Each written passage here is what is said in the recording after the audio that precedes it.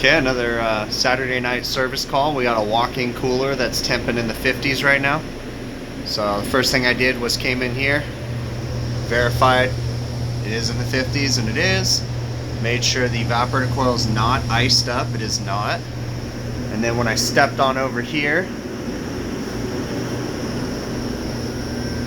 I could hear the solenoid valve energized and buzzing. So that means the temperature controller's calling. So at this point, I'm going to go ahead and jump onto the roof and see what I can find. Okay, I just came up onto the roof, put up a couple lights, and we're going to get the panels pulled off the rack and check and see what's going on. We have a very simple control panel here.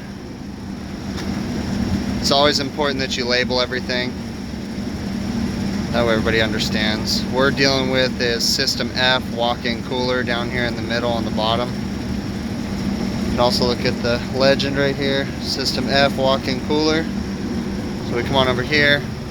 I haven't done anything, this is just a visual inspection. We got two time clocks. This one's labeled G, this one's labeled F. Looks like F is in defrost right now and it says 12 noon. G also says 12, so that's interesting. It's almost like they both have the same time on them. Anyways, regardless, we'll keep checking it out. System F right here, the breaker's not tripped. So I clicked the defrost time clock out of defrost and the compressor came on. I have not put my service gauges on it yet, but my sight glass is flashing.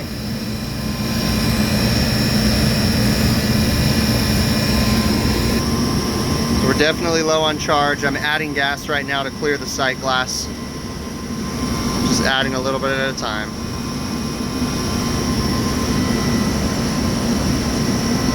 Monitoring the sight glass the whole time to make sure I see when it actually clears. And because it's Saturday night, you can see my tablet, it's 9:30 at night. I'll do a quick leak check, but we're not going to spend hours here looking for leaks today. We might just do a quick one to make sure it's not giant and then come back on a normal day.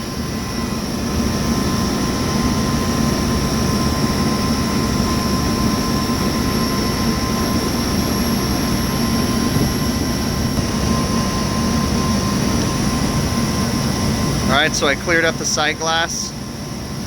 Box is coming down in temperature.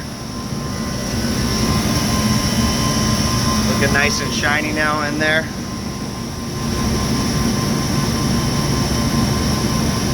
So we're going to go down and check the temp of the box. And like I said, just do a quick leak check to make sure nothing jumps out at me. But we're not going to be here all night doing this.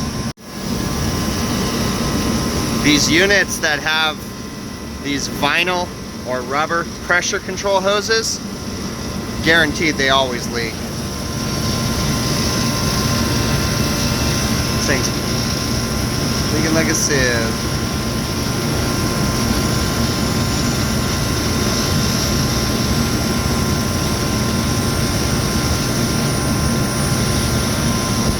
But I'm not going to stop there because I guarantee there's other leaks too. Those things are always leaking.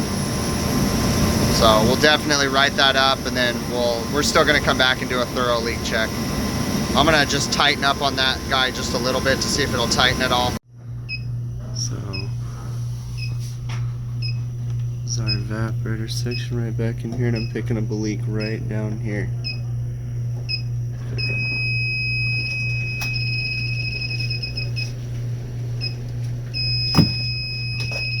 So bubbles on there. You can actually see the bubbles. It's coming from where the copper line runs through the tube sheet or flat plate or whatever. So the leak is on the other side, like in the fin pack, and it's just leaking through. So we've got a leak on the roof at the pressure control hose. We've got a leak at the evaporator coil. This coil is in pretty bad shape, so I honestly don't know if they're going to want to do too much to it.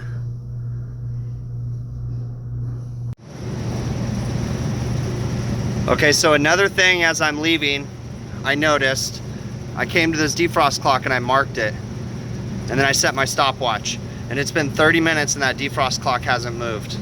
So defrost clock is bad also. What I'm actually gonna do is go ahead and temporarily just pull the defrost pins out. Like I said, I'll be back here probably Monday. So we'll change the clock then. I'm not gonna get into it tonight. They'll be fine. So we had a service call on a walk-in cooler that wasn't working. When I arrived, I found that the unit was actually in a defrost. So clicked it out of a defrost and found that the system was low on refrigerant. Went ahead and topped off the refrigerant charge. Found multiple leaks, one for sure down at the evaporator coil, and then one for sure at one of the pressure control hoses up on the roof. The other thing I noticed though was that while I was downstairs doing a leak check, I marked the defrost clock, and when I came back upstairs, I should say I marked the defrost clock and started the stopwatch on my phone. When the stopwatch got to a half an hour, I went ahead and came back upstairs, and the defrost clock hadn't moved at all. So I did confirm that the defrost clock had 208 volts, which is what it needed.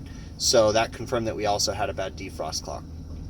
For the night, temporarily, because it's a walk-in cooler, I went ahead and took all the defrost pins out of the defrost clock, because I am going to be coming back probably Monday morning to do a more thorough leak check.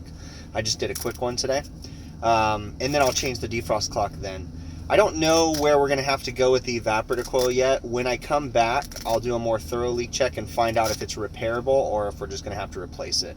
I have a feeling that it's going to end up being replaced because it's a 2003 evaporator coil and it's pretty rotted out from the looks of it. But once I get it pulled apart, I'll know more. And then definitely we're going to have to change the pressure control hoses up on the roof.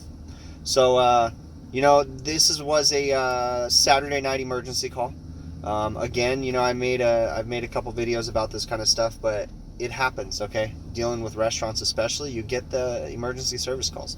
The call came in right when I was making dinner, but it is what it is. You know, I finished making dinner, I ate real quick, and then got out of there and got the call figured out.